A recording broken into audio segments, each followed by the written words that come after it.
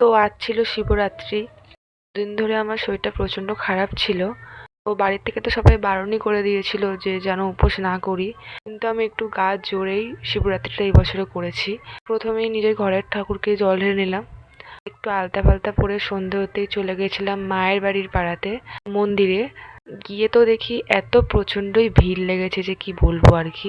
তো গিয়ে তো অনেকক্ষণই প্রায় দাঁড়িয়েছিলাম, প্রায় আধ ঘন্টা পর মন্দিরের ভেতর ঢুকতে পারলাম। তো বাইরে থেকে তোমাদের একটু মন্দিরের ভেতরটা দেখিয়ে দিলাম। তো পুজো দেওয়ার সময় আমি কোনো ক্লিপ নিইনি আর কি, পুজো দেওয়া হয়ে যাওয়ার পরেই ভিডিওগুলো করেছি। দেন যেহেতু উপোস করেছিলাম তো উপোস ভাঙার জন্য খেয়ে নিলাম চরণামৃত, খেয়ে উপোসটা ভাঙলাম। তো তারপরে হাঁটতে হাঁটতে চলে এলাম মায়ের বাড়িতে।